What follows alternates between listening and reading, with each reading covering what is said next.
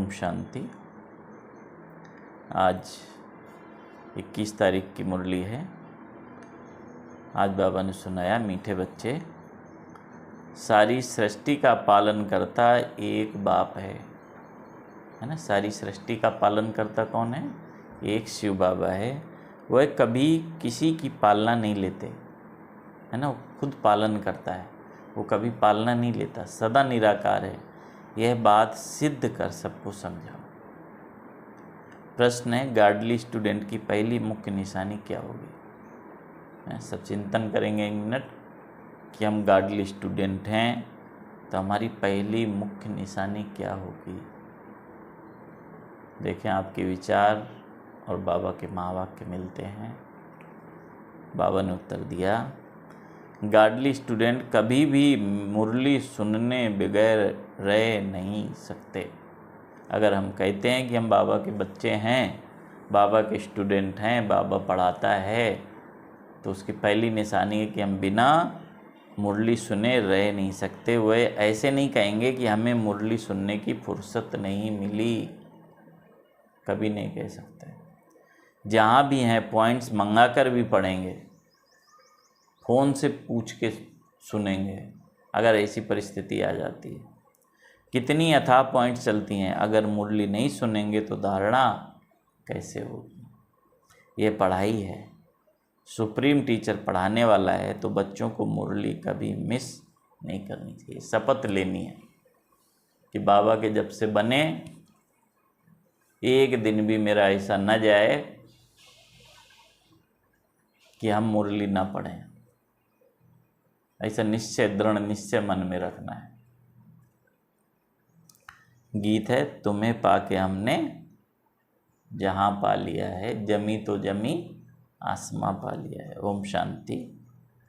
बाबा ने बोला कि अब तुम आत्माएं बाप को जान गई हो, है ना। तुम्हें पाके हमने जहाँ पा लिया है ना। बाबा को जान गई हो।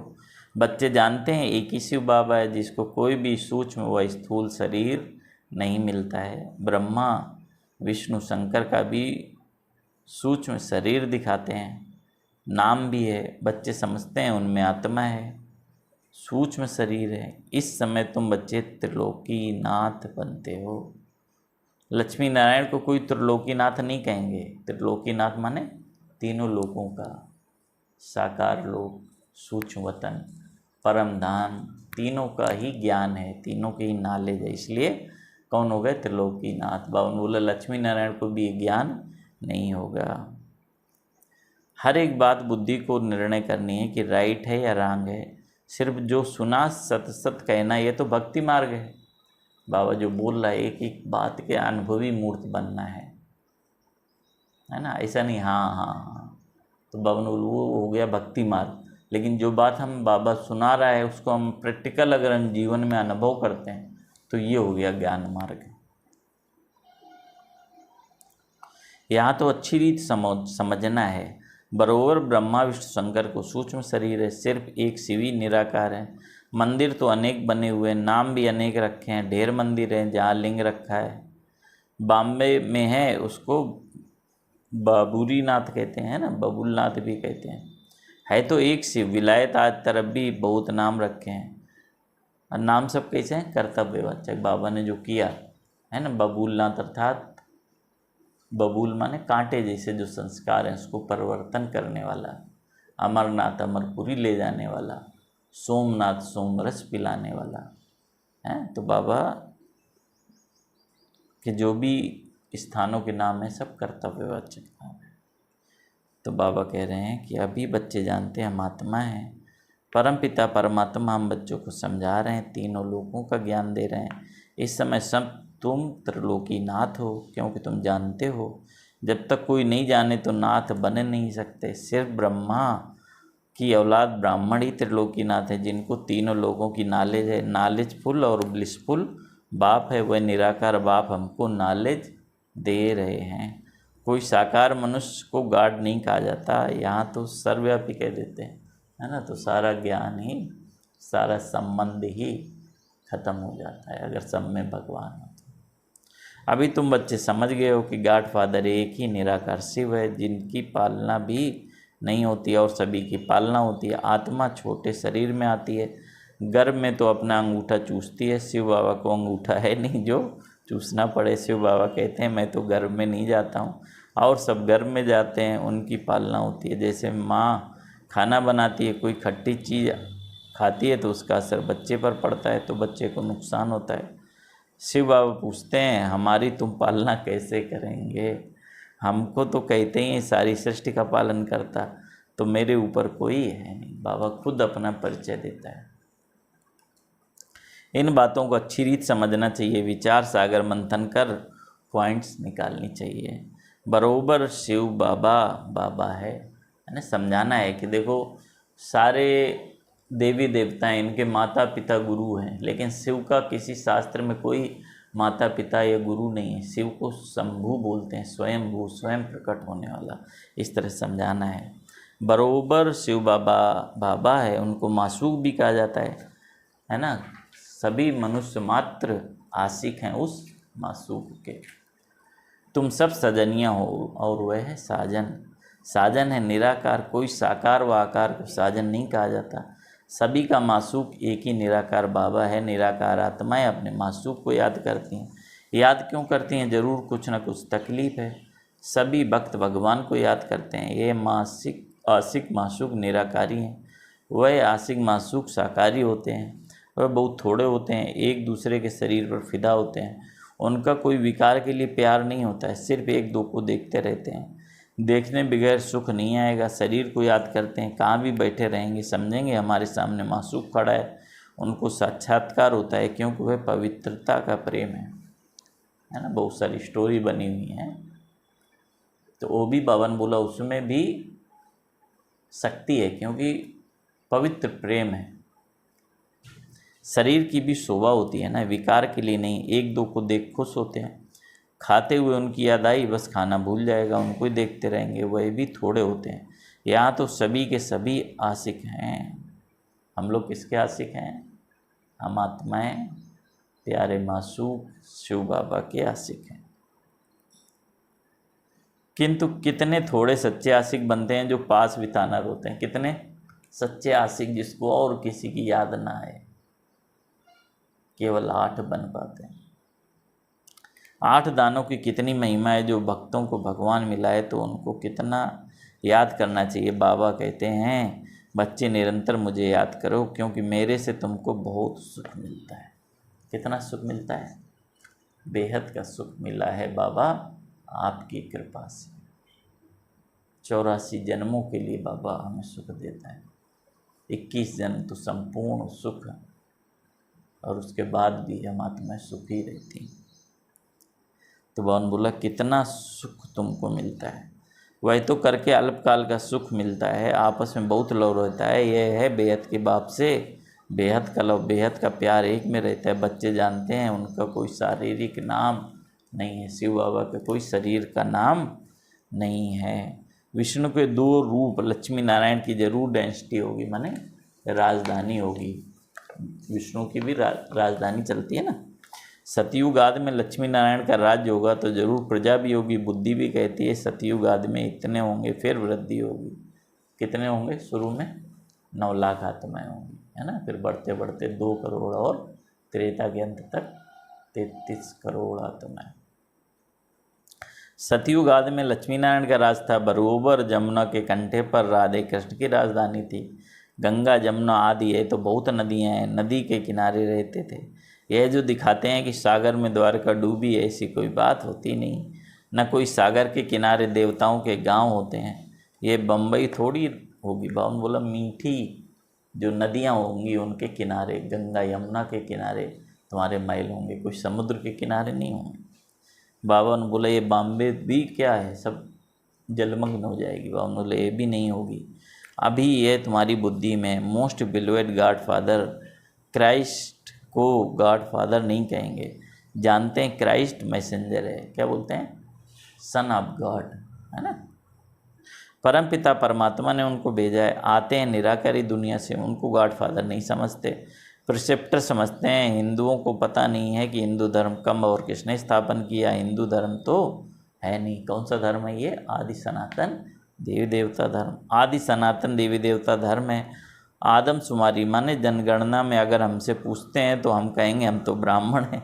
इस समय हम कोई हिंदू थोड़ी हैं, इस समय हमें ब्रह्मा मुख वंशावली ब्राह्मण, परंतु तुम भले ब्राह्मण धर्म बताएंगे वो फिर भी हिंदू ही डालेंगे, है ना, धर्म के कालम में हिंदू ही डालेंगे। वहाँ स्वर्ग में तो आदमशुमारी होती नहीं, क्योंकि है ही एक देवी देवता धर्म, तो पूछने की दरकार ही नहीं। यहाँ बहुत धर्म है इसलिए पूछते हैं, ये सब बातें बाप बैठ समझाते हैं। तो बुद्धि से बाप को याद करना है, वह है निराकार, उनका नाम है शिव। ब्रह्मा विष्णु शंकर के भी आकारी चित्र देखने में आते हैं, शिव का कहाँ पर है नहीं। समझते हैं कि वे भगवान हैं। हम अपने को भगवान कहला नहीं सकते। आत्माएं तो पुनर्जन्म लेती हैं, ऐसे नहीं कि बाप भी पुनर्जन्म लेते हैं। आत्माएं पुनर्जन्म लेती हैं लेकिन बाबा पुनर्जन्म नहीं लेता। अभी तुम तीनों लोगों को जानते हो, इसलिए तुम्हारा नाम त्रिलोकीनाथ है। जानने वाले भी नाथ हुए, तुमको त्रिलोकी का ज्ञान है। तुम ब्राह्मण ही जानते हो और कोई जान भी ना सके। सतयुग में ज्ञान रहता नहीं, ये सिर्फ तुमको मिलता है, इसलिए तुम्हारा नाम बाला है। दिलवाड़ा मंदिर में शिव आदिदेव आदिदेवी और तुम बच्चे हो, क्योंकि तुम अभी सर्विस करते हो, हमारे यादगार हैं। बाप आते हैं पतितों को पावन बनाने, तो तुम बच्चों की मदद लेते हैं। बाप कहते हैं जो जो मेरे मददगार बनते हैं उन्हों को मैं जानता हूँ, इसलिए तो बाबा हर कल्प में उनको टचिंग देता है, उनको अपना बनाता है। ये तो कोई भी समझ सकते हैं, जिसकी एवज फिर तुमको स्वर्ग का मालिक बनाते हैं। स्टूडेंट सब एक जैसे तो नहीं होंगे। शिव बाबा की दुकान है मनुष्य को देवता बनाने की, फिर इनमें नंबरवार है। महारथियों का सेंटर जरूर अच्छा चलता होगा, समझेंगे अच्छे सेल्समैन है। शिव बाबा के सब दुकान है, तुम अविनाशी ज्ञान रत्नों का व्यापार करते हो। किस चीज़ का? हमारे पास सौदा होता है, ज्ञान रत्नों का व्यापार करते हो। ये बाप कितना साधारण है, कितना फ़र्क है सच और झूठ का। सच बताने वाला तो एक ही बाप है, बाकी सब झूठ ही झूठ है। बड़े से बड़े झूठ जो श्रीमत देने वाले परमपिता परमात्मा को सर्वव्यापी कह देते हैं। सबसे बड़ा झूठ कौन सा है? कि बाबा सर्वव्यापी, भगवान को ही सबके अंदर कह दिया है। आगे तो बेअंत कह देते थे। रावण कौन है, कब से आए, कोई नहीं जानता। रावण को वो लोग त्रेता में ले गए और श्री कृष्ण को द्वापर में ले गए। सतयुग को जानते ही नहीं, राम सीता थे त्रेता में। वहाँ रावण की बात ही नहीं उठ सकती। ये सब यहाँ की बातें हैं, ये तो एक गपोड़ा लगा दिया है। कोई को समझाओ तो फिर कह देते यह इन बीके की कल्पना है है ना। क्या बाबा क्या बोल रहा है, क्या कल्पना है, और दुनिया वाले क्या बोलते हैं कि क्या कल्पना है। अब बच्चों को समझाया गया है, पॉइंट्स निकलती हैं, वह धारण करनी है। जहाँ भी हो पॉइंट्स मंगाकर पढ़ना चाहिए। ऐसे कभी नहीं कहना चाहिए कि फुर्सत नहीं है ना। अगर हमें पानी पीने की, खाना खाने की फुर्सत है तो मुरली के पॉइंट सुनने की भी फुर्सत होनी चाहिए। नहीं तो प्रतिज्ञा करो कि आज मैं खाना नहीं खाऊंगा, जिस दिन मुरली नहीं सुनी उस दिन खाना नहीं खाऊंगा। तो ऐसा दृढ़ निश्चय करना है। बावन बोला ऐसे नहीं कहना कि फुर्सत नहीं। अरे गार्डली स्टूडेंट कहे हमको फुर्सत नहीं तो उसको क्या कहेंगे, कोई को धारणा कैसे करा सकेंगे। जब खुद नहीं पढ़ेंगे तो दूसरों को भी कह नहीं सकते। तो बावन बोला इतनी अथाह पॉइंट चलती हैं, वह अगर मुरली नहीं सुनेंगे, नहीं पढ़ेंगे तो धारणा कैसे होगी। ये तो एजुकेशन है, पढ़ाई है ना। बच्चा भी अगर स्कूल ना जाए तो पिता क्या कहेगा, स्कूल नहीं जाओगे तो सीखोगे क्या। एक दिन भी बच्चे को ऐसे घर नहीं बिठाते हैं। तो ये तो ईश्वरीय पढ़ाई है, भगवान पढ़ा रहा है ना। जिसे बोलते हैं ना उसमें सिलेबस छूट जाएगा, तो इसमें भी कोई पॉइंट छूट गया।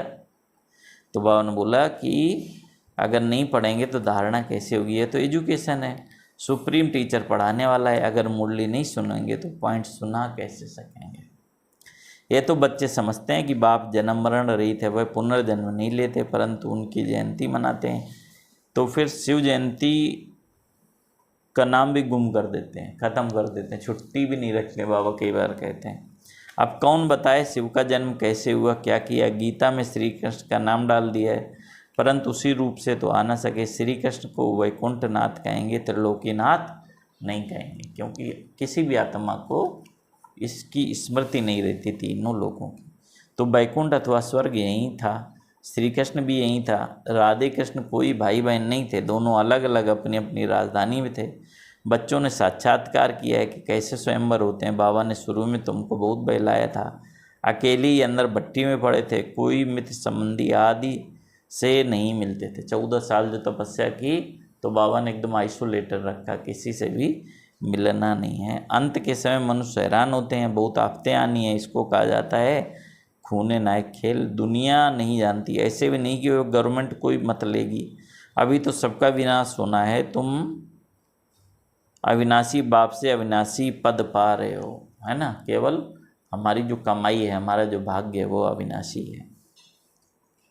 भल प्रजा में आए तो भी अहो सौभाग्य, वहाँ सुखी सुख है, यहाँ है दुखी दो। अब बाप पढ़ाने आए तो पढ़ना भी चाहिए। भल काम है हाथ काटे दिल यार्डे, हाथ से कर्म करो और दिल से भगवान को याद करो। बुद्धि योग बाप के साथ लगा हो, गृहस्थ व्यवहार में रहते हुए याद उसको ही करना है ना। गृहस्थ व्यवहार में रहो, सारे कर्म करो, लेकिन याद शिव बाबा को करना है। अरे बाप स्वर्ग का मालिक बनाते हैं, क्या समझते हो? 21 जन्म राजाई करते हो, है कितनी बड़ी प्राप्ति। कोई फिक्र की बात नहीं। यहाँ तो देखो मनुष्यों को कितना फिक्र है, वहाँ फिक्र होता नहीं। तुम वहाँ प्रारब्ध भोगते हो, परंतु वहाँ यह भी पता नहीं पड़ेगा। यह कॉलेज तुमको अभी है कि हम अविनाशी बाप से वर्षा ले रहे हैं, फिर ऑटोमेटिकली हम राजधानी का वर्षा लेते रहेंगे। ऐसे नहीं कि दान पुण्य करने से राजा बनेंगे, नहीं। इस समय की प्रारब्ध, इस समय के पुरुषार्थ की वह प्रारब्ध है। अभी हम जितना पुरुषार्थ करेंगे तो फिर सतयुग की प्रारब्ध हमारी बनती जाएगी। तो कितना पुरुषार्थ करना चाहिए जिससे 21 जन्म की प्रारब्ध बन सके। वहाँ पुरुषार्थ प्रारब्ध की बात होती नहीं, वहाँ कोई पुरुषार्थ नहीं करना होगा। पुरुषार्थ अभी करते हैं जिसका फल हमें सतयुग में बादशाही के रूप में मिलता है। वहाँ कोई अप्राप्त वस्तु ही नहीं जिसके लिए पुरुषार्थ करना पड़े, सब धनवान है। यहाँ मनुष्य पढ़ते हैं कि हम जज बने, डॉक्टर बने, वहाँ तो न जज न डॉक्टर होते हैं, न पुलिस होती है, न वकील होते हैं, है ना। कि कोई झगड़ा नहीं, कोई अशांति नहीं, सबके पास अथाह है। वहाँ कोई पाप करते नहीं, वहाँ कोई चोर चकारी नहीं होगी। तुम सारे विश्व के मालिक बनते हो, कोई बात की परवाह नहीं रहती। अन्न आदि पर पैसे लगते नहीं। यहाँ बाबा के होते 8-10 आने, मन अनाज मिलता था, तो उनसे आगे क्या होगा। ये तो कितनी महंगाई है। माने ब्रह्मा बाबा के समय में भी इतनी सस्ताई थी, तो उससे पहले कैसा समय रहा होगा। पहले बोलते हैं ना कि ये सिक्के के कुछ नहीं थे, बार्टर सिस्टम था। माने जिसके यहाँ, किसी के यहाँ अनाज है तो अनाज दे दिया, किसी के यहाँ दूध है तो एक्सचेंज चलता था। बाबा ने बोला अब कितनी महंगाई है, अजून महंगाई बढ़ेगी फिर सस्ताई हो जाएगी। इसे बाबा कल परसों में बोला ना कि पहले हंगामे होंगे फिर शांति हो जाएगी। ड्रामा अनुसार सब तुमको मिलना है, उनकी मदद से तुमको राजधानी मिलनी है। 2 बंदर लड़ते हैं और मक्खन तुमको मिलता है। दुनिया थोड़ी जानती है कि तुमको पढ़ाने वाला कौन है। ये है भी गुप्त वेश में, तुमको 1 सेकंड में वैकुंठ की राजधानी दे देते हैं। खुदा दोस्त की कहानी है ना, यह महिमा बाप की है। मीठे मीठे सिखलदे बच्चों प्रति माता पिता बाप दादा का याद प्यार और गुड मॉर्निंग। रूहानी बाप की रूहानी बच्चों को नमस्ते। हम रूहानी बच्चों की रूहानी बाप दादा को याद प्यार, गुड मॉर्निंग, नमस्ते बाबा, नमस्ते।